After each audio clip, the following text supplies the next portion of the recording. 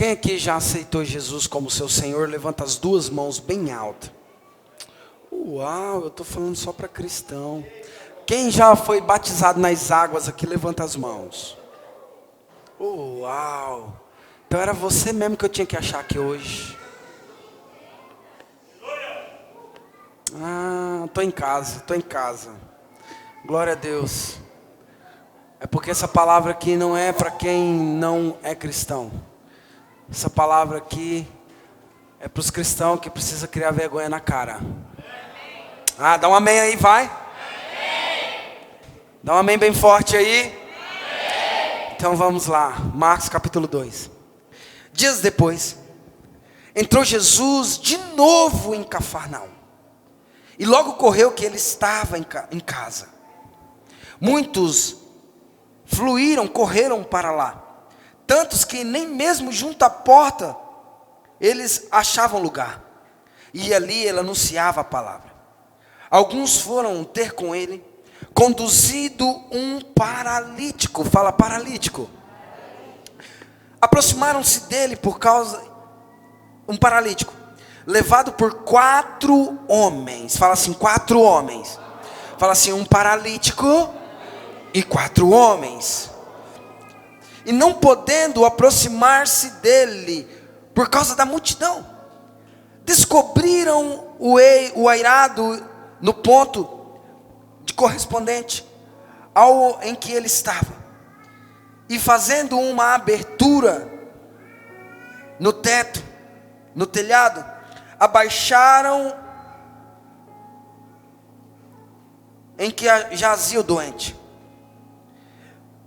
E vendo-lhes a fé, repita comigo, fala assim, vendo-lhes, mais forte, fala, vendo-lhes, ou vendo ele, a fé deles, Jesus disse ao paralítico: filho, os teus pecados estão perdoados.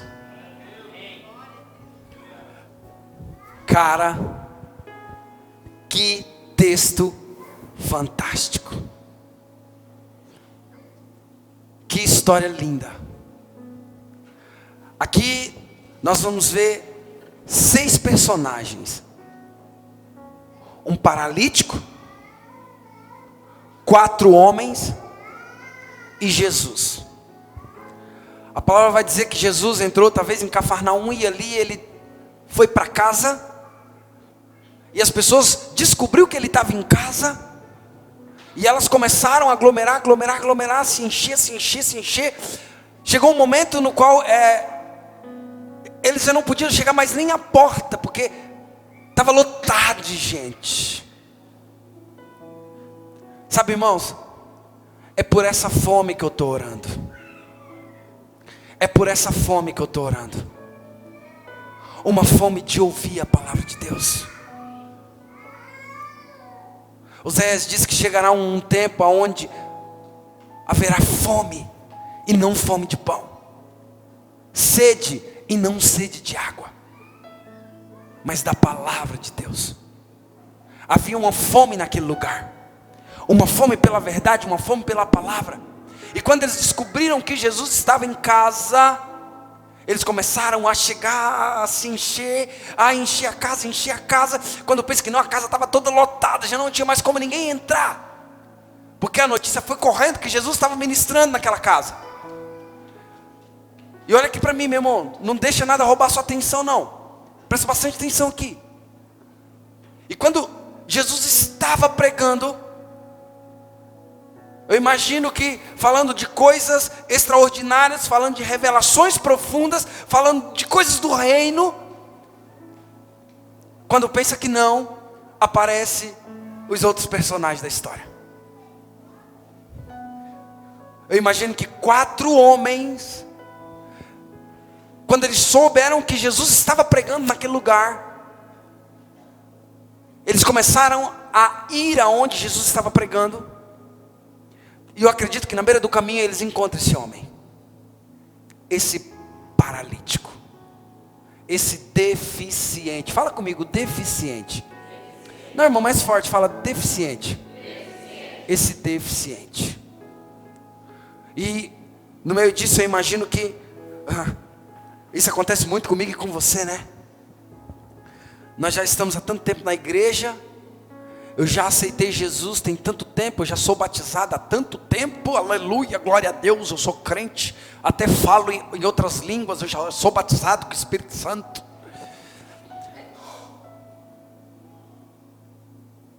E aí, nós estamos todos os dias na casa de Deus, nós estamos todos os cultos na casa de Deus, e nos deparamos com um monte de deficiente no nosso caminho, à nossa volta, mas nós não fazemos como esses 4 rapazes fez, porque nós estamos corridos demais. Eu imagino que quando eles andando, caminhando, isso não está na Bíblia, mas eu imagino no contexto todo da história, eles indo, nossa, Jesus hoje vai falar, você viu, fiquei sabendo que ele está lá, não, as palavras são profundas, aleluia, as revelações, aquela palavra, porque crente, irmãos, infelizmente, quando o tempo vai passando, nós vamos engordando teologicamente, porque é muita palavra, é muita revelação, e nós sentamos nessa cadeira aí onde você está sentado, e aí nós queremos só nos alimentar, e nós vamos alimentando, até ficar obeso. Aí vem Salomão e fala assim, uma alma farta pisa em favos de mel. Sabe, nós estamos tão cheio, que nem a melhor palavra já nos sustenta mais. Vem um e prega, vem outro e prega, vem outro. Isso aí eu já sei, isso aí eu já ouvi. Isso aí, tiro de letra. A alma farta pisa, esnoba em favo de mel, engordando teologicamente. Esse texto aqui está querendo dizer exatamente isso. E esses 4 rapazes indo ouvir Jesus, e eu imagino que eles se deparam com aquela situação daquele homem ali prostrado, e eles, não, vamos embora. Cara, e esse cara? Como nós vamos fazer com ele?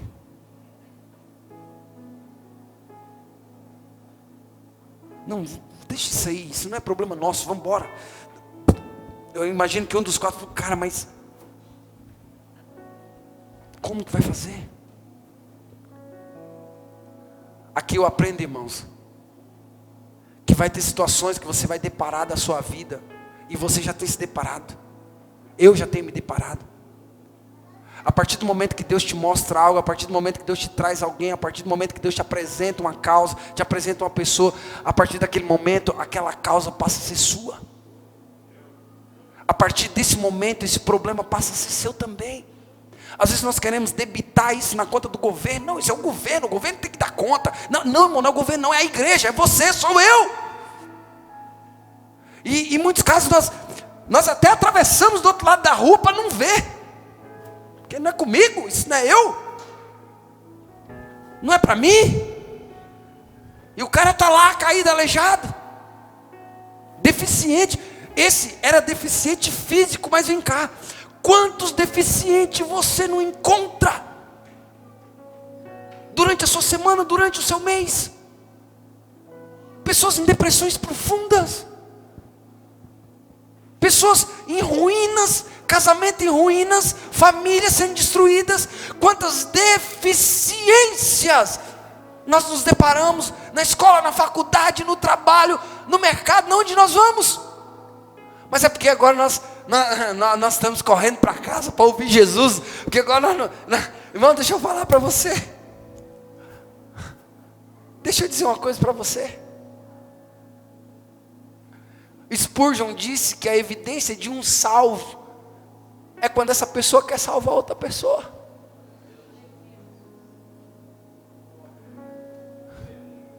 A evidência de um salvo é querer salvar mais um.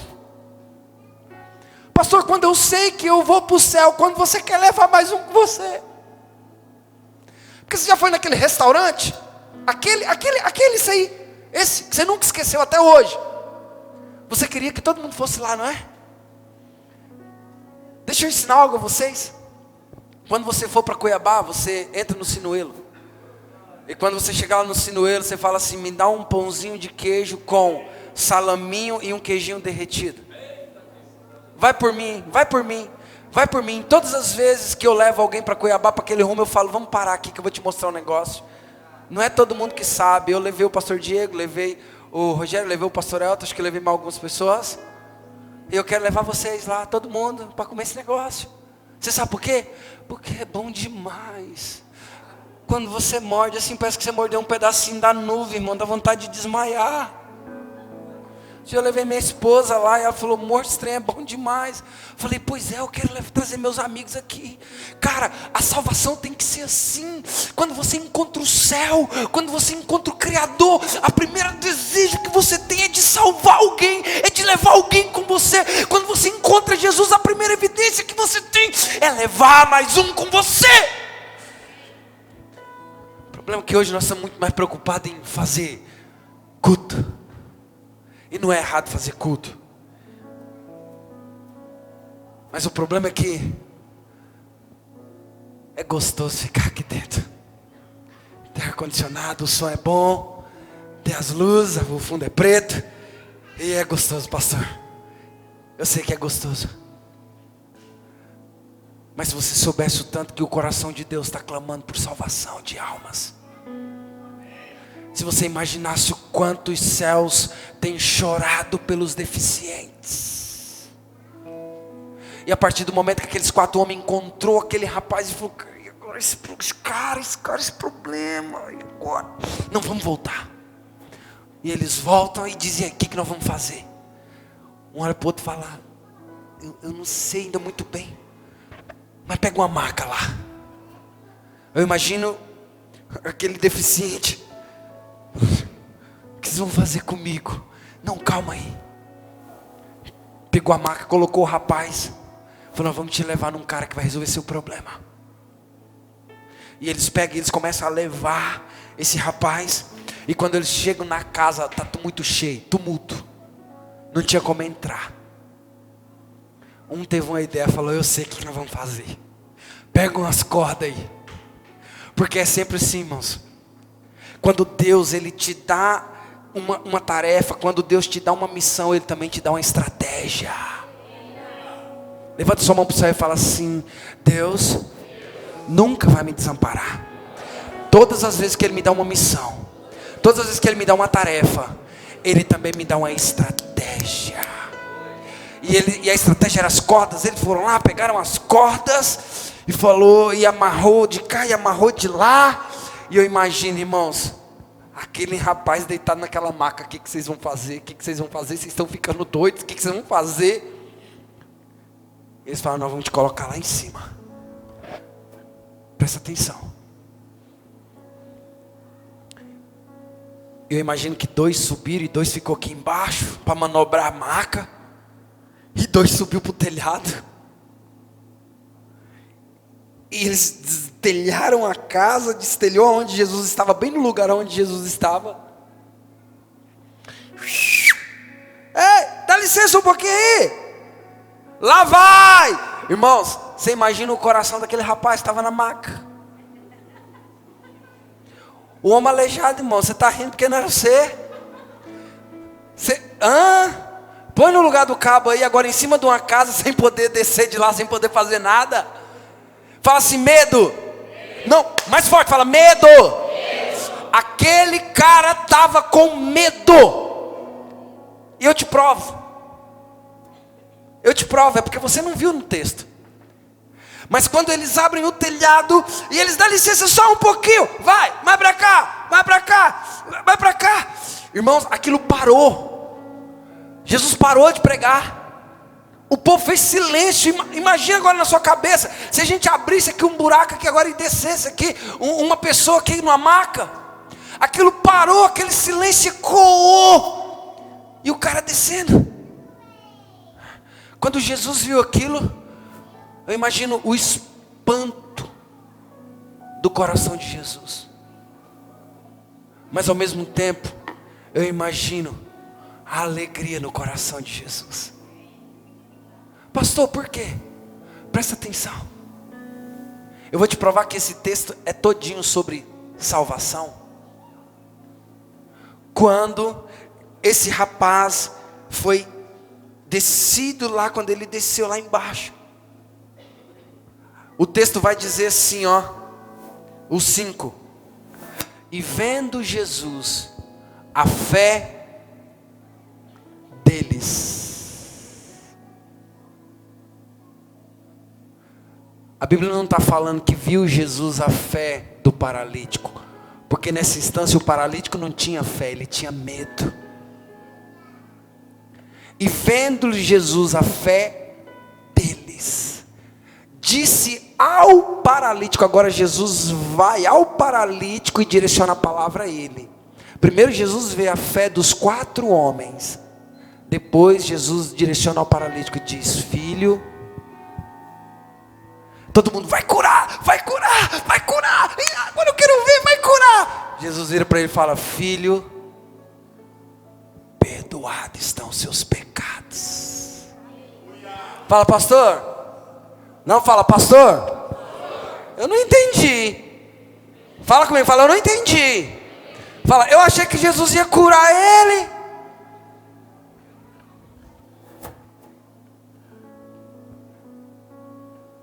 Jesus está muito mais preocupado em salvar você do que fazer um milagre na sua vida. Jesus está muito mais interessado em salvar a sua alma, salvar a alma da sua família, do que propriamente fazer um milagre. Há muitas pessoas que vão até Jesus por causa de milagre, mas quando na verdade o que Jesus quer é salvar. Ele falou: aquele que vem a mim de maneira nenhuma eu lançarei fora. E ele vira para aquele rapaz e diz: filho, perdoados estão os seus pecados. Em outra tradução, resumindo de uma forma bem fácil: filho, você está salvo. Agora deixa eu te dizer uma coisa. O que salvou esse rapaz? Foi a fé dele? Foi a fé dele? Não, foi a atitude de 4 pessoas inconformadas em não deixar ele à beira do caminho, em não deixar ele lá do jeito que ele estava. Porque o texto vai dizer assim, ó: e vendo Jesus a fé deles. Jesus não olhou para a fé do rapaz, Jesus olhou para a fé dos 4 homens. Sabe, irmão, sabe o que eu aprendo com isso aqui? É que nós devemos parar como igreja, parar de olhar para o nosso próprio umbigo e dizer: ah, eu estou salvo, e isso está bom, e isso basta. Não.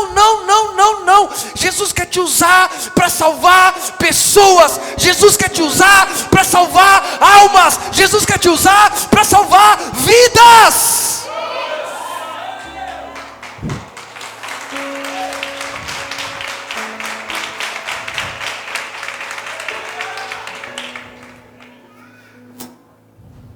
Mas às vezes o paralítico está perto de nós, o deficiente está perto de nós, e eu finjo que eu não vejo, porque eu estou indo para o culto. Dá licença, eu estou indo para o culto. Meu negócio é ir para o culto.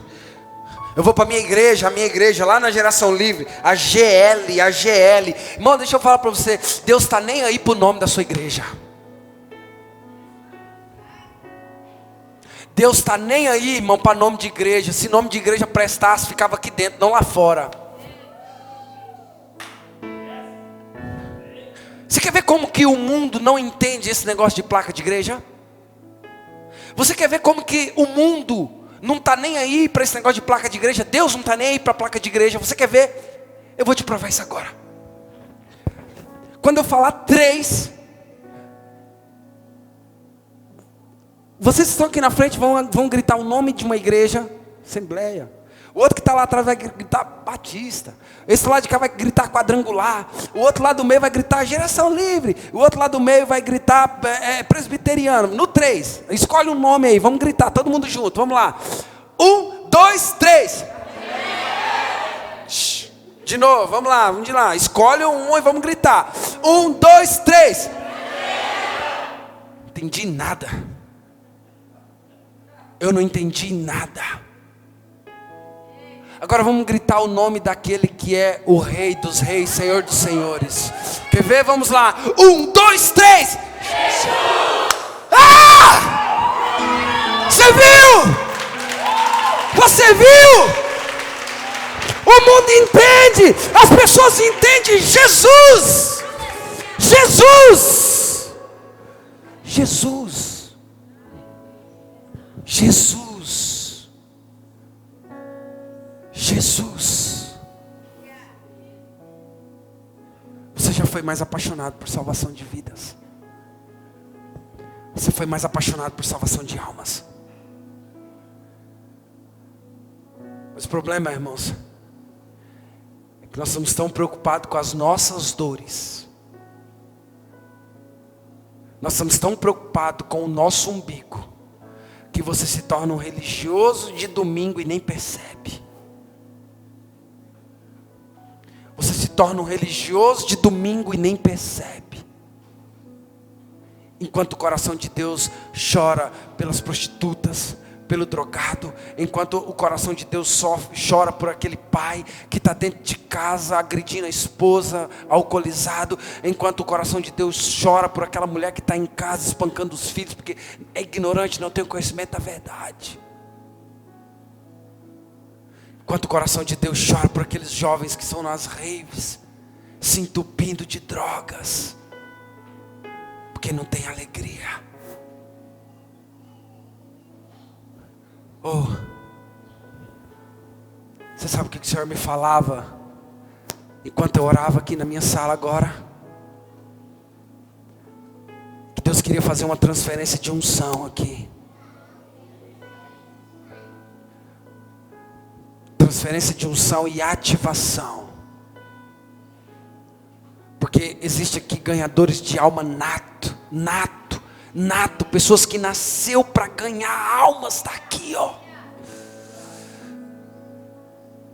Pessoas que nasceu para gerar vidas em outras pessoas, mas vem cá, você parou de morrer. Você sabe quando você parou de gerar vida? Quando você parou de morrer. Porque Paulo diz: para que em nós opera a morte, mas em vocês a vida. Só existe vida, irmão, onde tem morte. Você não disponibiliza mais o seu tempo para salvar ninguém.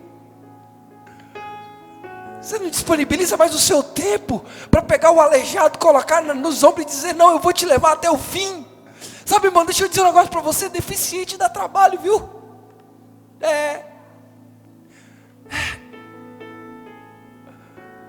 Ei, ganhador de almas. Ei, evangelista. Evangelistas. O Senhor está falando para você: esse é o seu ano. Ele conta com você. Ele conta com você. Ele não quer que você salva pessoas para você trazer para dentro da igreja. Não é isso, irmãos. O milagre não vem antes da salvação, esqueça. Jesus falou para ele: filho, perdoados estão os seus pecados. Filho, perdoados são os seus pecados. Quer dizer, irmão, se está perdoado, acabou.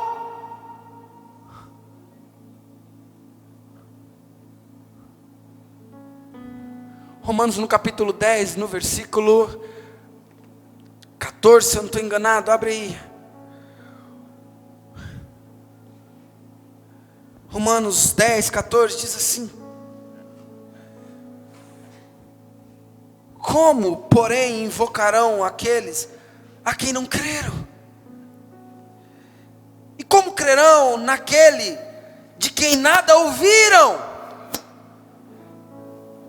E como virão se não há quem pregue? Mas como pregarão se não forem enviados? Outra tradução diz assim: como pregarão se ninguém dispõe a ir? Sabe, irmãos, essa noite é a noite do ir. Vira para o irmão e fala assim: essa noite é a noite do ir. Não, fala aí: essa noite é a noite do ir. Aí tem pessoas que falam assim, ó: mas eu não fui chamado para pregar. Deixa eu dizer uma coisa para você. Verdade, nem todo mundo foi chamado para pregar, para vir aqui à frente e fazer um sermão, de fato. Isso é verdade. Assim como também nem todo mundo foi chamado para ser profeta. Mas é duas coisas que você precisa aprender. Não é todo mundo que foi chamado para ser profeta, mas foi todo mundo chamado para profetizar. Nem todo mundo vai ser profeta, mas todos foram chamados para profetizar. Nem todos serão profetas de ofício, mas todos podem declarar a palavra e profetizar sobre a vida de alguém. Por exemplo, talvez eu não sou um profeta de ofício, um profeta do meu ofício ser profeta, mas eu posso chegar no meio do caos, no meio de uma família e falar: olha, eu profetizo a bênção de Deus sobre vocês, eu profetizo, eu declaro o reino dos céus sobre essa casa, eu profetizo sobre vocês, eu profetizo sobre seus filhos, eu declaro o poder e o mais de Deus sobre você. Nem todo mundo é profeta, mas todo mundo pode profetizar.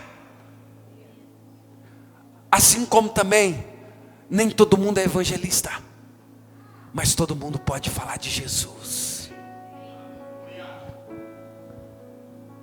Nem todo mundo vai ser realmente um evangelista de ofício, mas todo mundo pode falar de Jesus. Jesus um dia vira para os discípulos e fala assim: olha, eu vos dou autoridade, portanto ide, pregai o evangelho a toda criatura, batizando-os em nome do Pai, do Filho e do Espírito Santo. Deixa eu te perguntar, qual foi a última alma que você ganhou para Jesus? Qual foi a última alma que você foi participante disso? Qual? Pastor, eu até já fiz isso, já preguei para muita gente, já ajudei muita gente a ser salvo. Mas aí, pastor, tá vendo? Não tem ninguém aqui, ó. Tá vendo aqui, ó? Aí eu frustrei, tá vendo? Ó, deixa eu falar para você, lindão. Nós não temos poder de fazer ninguém crescer, não. Paulo disse: um prega, um planta, o outro rega, mas é Deus que dá o crescimento. A palavra de Deus não volta vazia. A palavra de Deus não volta vazia.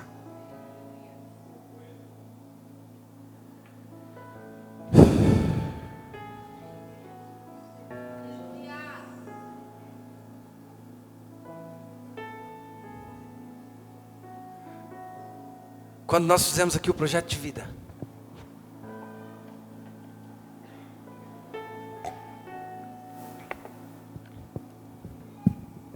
muitas pessoas colocou muita coisa naquele projeto de vida, mas muitos de nós esquecemos de colocar assim, ó: contribuir para a salvação de almas no reino de Deus.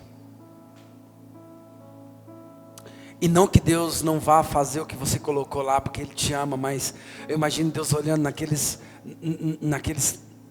panfletos, dizendo: ô filho, eu vou te abençoar, mas poxa, você poderia contribuir comigo na terra, né? Você poderia deixar de viver um pouquinho os seus sonhos e viver o meu. Porque a criação geme. A criação geme. Irmãos, não fica achando porque nós estamos na era moderna que o sofrimento cessou. Não. O sofrimento não cessou. E até que Cristo venha, ele não vai cessar. Pelo contrário, vai haver dores como de parto. Existe uma unção de quebrantamento aqui agora. Porque Deus ele está falando com você e Ele está falando dentro de você: filho, você já fez tanto, mas por um momento na sua caminhada você parou. Porque você olhou para um lado, você olhou para o outro, você olhou para o homem, você olhou para a obra. Você disse que não ia mais fazer a obra. A obra.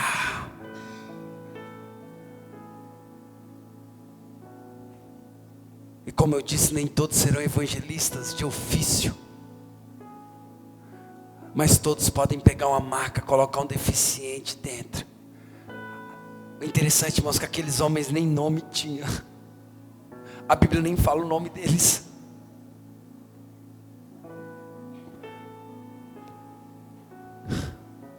Porque as maiores obras, irmãos, são feitas em secreto, onde ninguém vê, ninguém sabe.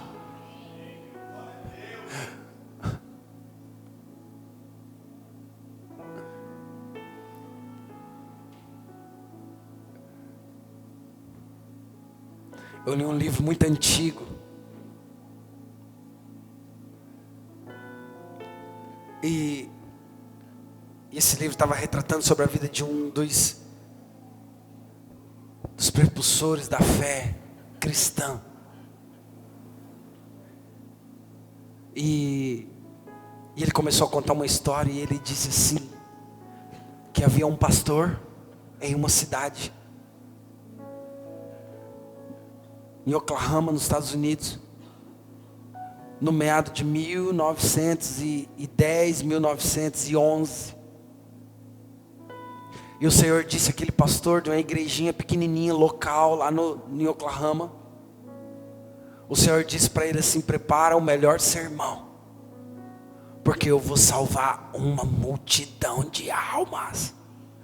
E ele ficou com aquele negócio dentro dele, e ele falou: eu preciso preparar meu melhor sermão, porque Deus falou que vai salvar uma multidão de almas. E ele passou a semana toda folheando a Bíblia, olhando a Bíblia, pegando um texto, pegando o outro. E os cultos são domingo pela manhã, até hoje lá é assim. E ele passou a semana toda olhando a Bíblia e lendo a Bíblia e preparando o melhor sermão, porque Deus falou que ia salvar uma multidão de almas. Então esse pastor chegou no domingo de manhã, e junto com a manhã caiu um toró de água, muita água, uma tempestade, chuva, que era impossível andar na rua.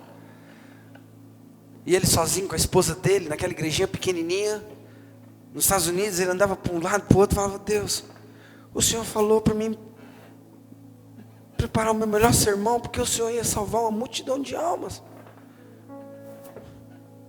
e não entra ninguém aqui dentro. E foi dando horário e não entrava ninguém, foi dando horário e não entrava ninguém. E ele e a esposa dele, por obediência a Deus, começou o culto, e não tinha ninguém. Quando pensa que não, debaixo da chuva vem um homem, e entra todo molhado assim dentro da igreja, e fica lá no fundo assim. E a esposa do pastor vai lá, pega uma cadeira, coloca uma cadeira para ele, e ele senta lá no fundo. E o pastor começou a pregar o sermão que ele tinha preparado. E ele estava pregando o melhor sermão, com muita eloquência, e falando sobre salvação, e só estava aquele homem lá no fundo. E quando ele terminou de pregar, ele fez o apelo. E ele fez o apelo e ele disse: e você que está me ouvindo essa palavra poderosa, se você quer aceitar Jesus hoje como seu Salvador, e entregar a sua vida para Ele, sai do seu lugar e vem aqui na frente que eu vou orar por você. E só tinha um homem lá, irmão.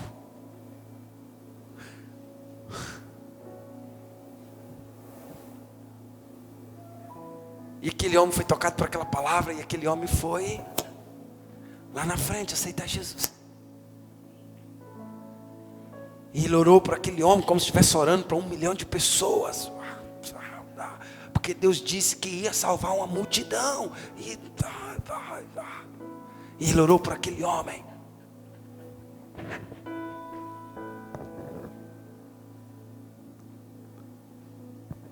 E você sabe quem era aquele homem?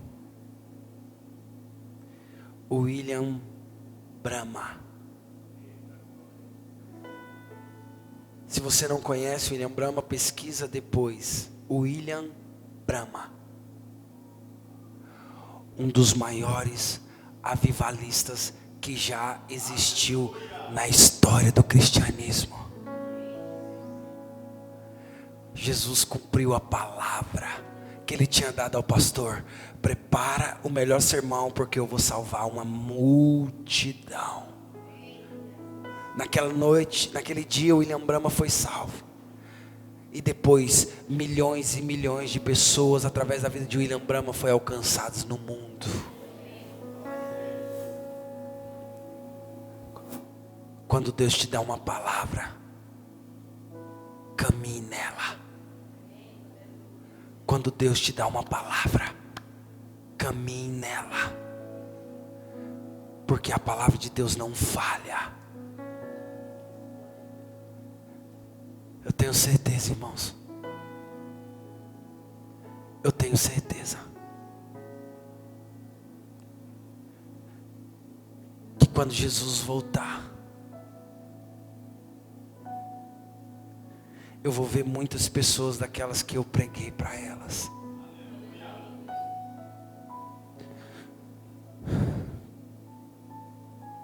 Sabe?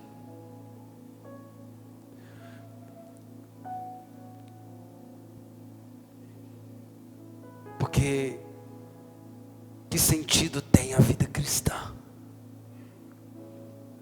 Ganhar dinheiro, ser rico, construir impérios? Não. Jesus disse: não ajunteis tesouro na terra, porque a traça há de comer. Tesouro é algo valioso. Fala valioso. Fala tesouro é algo valioso. Mas ele diz assim, ó: ajunteis tesouro no céu. Deixa eu te perguntar, que tesouro é esse que Jesus estava falando? Gente, o que tem valor para Jesus é gente. A sua casa não move o coração de Deus. O seu sítio não move o coração de Deus. A escritura da sua fazenda, Deus não está nem aí para ela. O que move o coração de Deus é gente, é gente, é gente. O tesouro de Deus é gente. É gente. É gente. É almas. É vidas.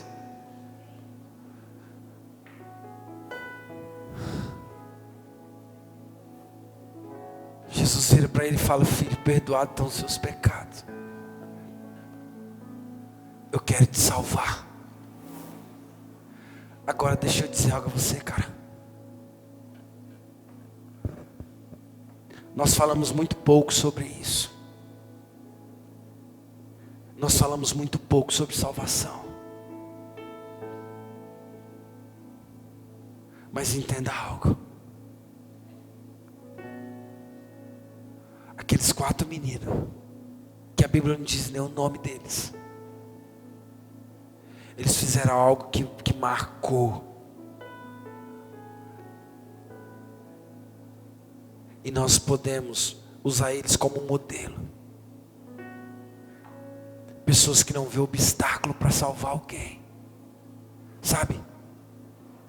Nós temos obstáculo, irmão, de colocar o nosso carro para pegar alguém para trazer para a igreja. Porque o carro é novo. Porque o carro é caro. E os caras estavam levantando um paralítico em cima de um telhado.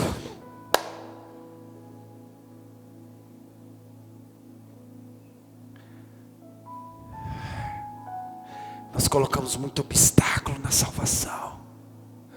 Ah, porque é longe. Ah, porque não quer nada com nada. Ah, porque...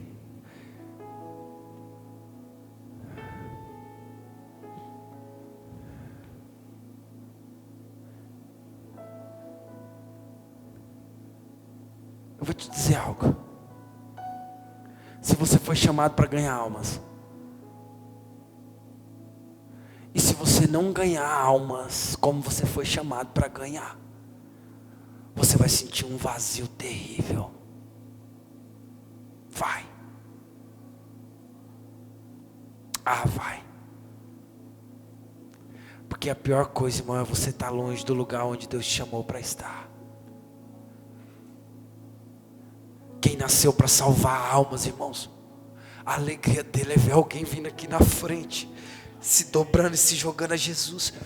Você quer saber se uma pessoa apaixonada por alma é quando alguém entra dentro de uma água para batizar e aquela pessoa fica louca, aquela pessoa fica doida, desesperada. Você sabe por quê? Porque dentro dela está gritando por salvação, dentro dela está gritando por almas. Agora eu vou te dizer uma coisa, dentro dela está gritando por Deus, porque Deus está gritando por gente, Deus está gritando por gente.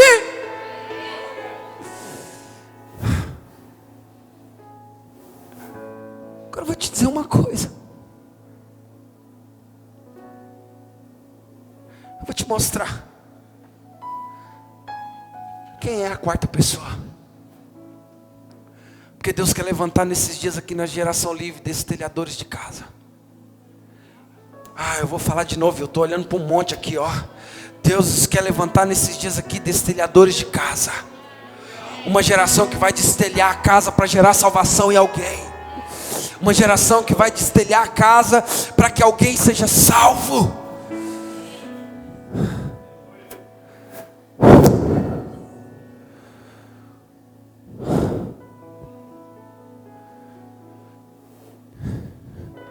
Diga-se comigo, 4 homens. Fala mais forte, 4 homens. Vou te mostrar quem é você e quem é esses homens. O primeiro homem foi aquele que amou o mundo de tal maneira que enviou seu Filho único, para que todo aquele que nele crê não pereça, mas tenha a vida eterna. O segundo homem foi aquele filho que sujeitou a vontade do pai e disse: Pai, tá bom, eu vou lá embaixo, eu vou morrer por eles, eu vou ser humilde até a morte, eu sei o que eu vou sofrer, eu sei o que eu vou passar, eu sei de tudo, mas eu estou disposto a me entregar minha vida por ele. O terceiro homem é o Espírito Santo, aquele que veio para convencer o homem do pecado, do juiz e da justiça. O Espírito Santo veio na terra e ele é aquele que pode convencer o homem do mal, o homem do caminho errado. O Espírito Santo é aquele que veio para guiar em toda a verdade. Sobrou uma vaga. Sobrou uma vaga, irmão. Sobrou uma vaga, irmão. Sobrou uma vaga. Sacode alguém e fala: é você. Sacode alguém e fala: é você. Fala: é você, tá faltando você. Fala: não, fala, irmão, tá faltando você. Fala: Deus conta com você. Fala: você é o quarto homem. Você é o destelhador de casa. Você é o destelhador de casa.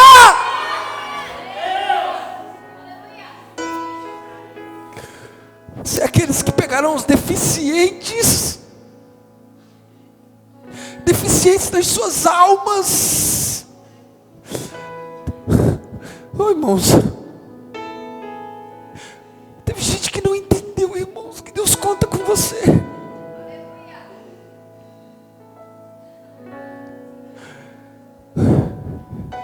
Deus, Jesus, o Espírito Santo e você. Eu.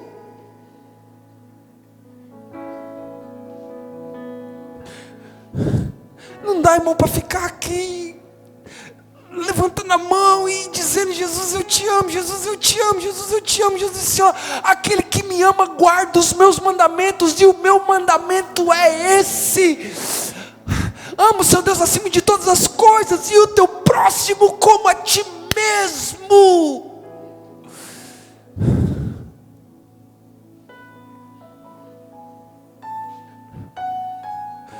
Cara,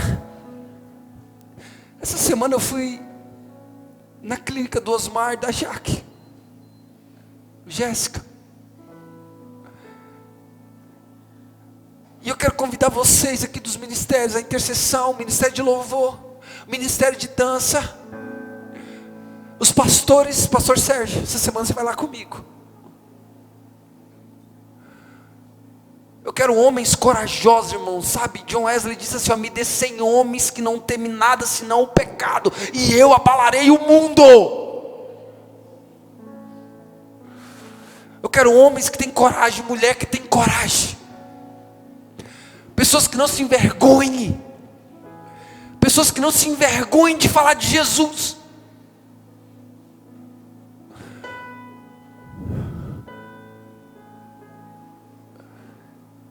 Pessoas que não tenham medo, que colocam a sua vida em xeque, que abra o telhado para que desça o deficiente.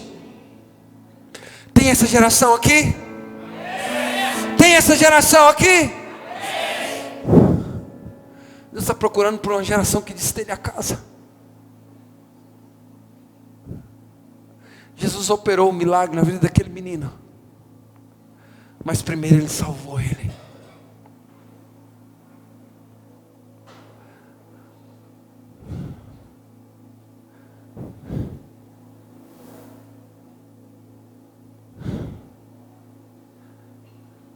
E eu quero chamar apenas você. Eu quero chamar apenas você. Você que tem sede por salvação de almas. Você que tem sede por salvação de vidas. Você que tem alegria em ver as vidas sendo salvas. Você que por um tempo destelhou a casa, mas por um motivo ou outro você parou.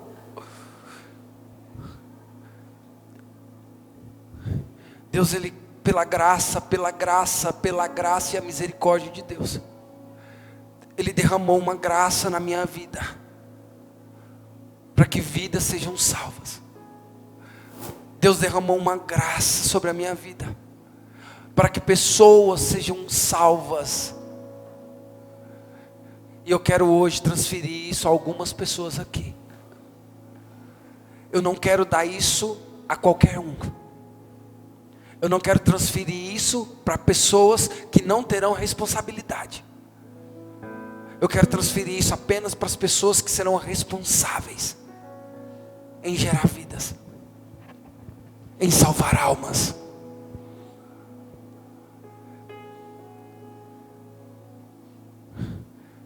Eu quero ministrar isso sobre você.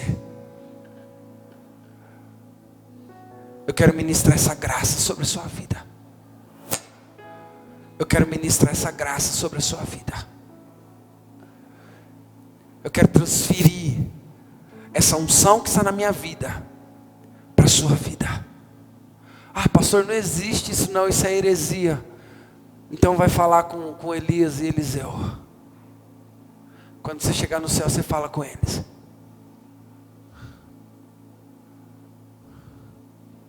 Eu quero transferir isso para a sua vida.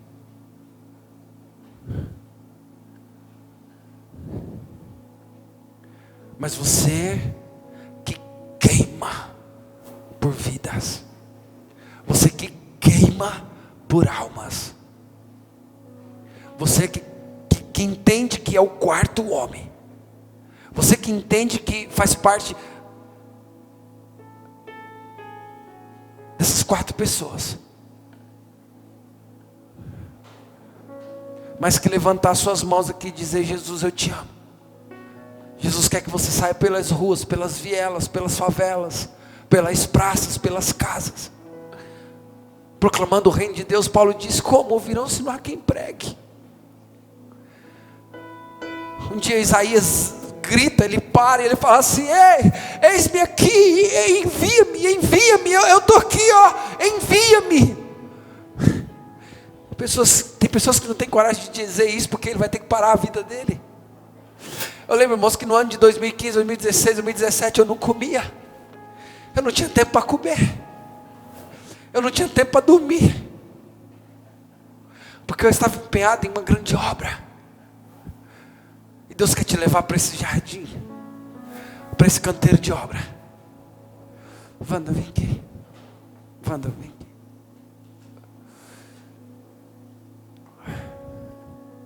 Eu quero repartir isso com você. Eu quero dividir isso com você.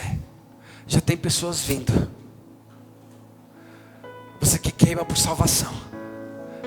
eu não vou colocar as mãos em qualquer um. Eu vou colocar as mãos em quem o Pai me mandar colocar as mãos e transferir essa unção. Mas se eu fosse você, eu corria aqui à frente, porque o Pai pode escolher você.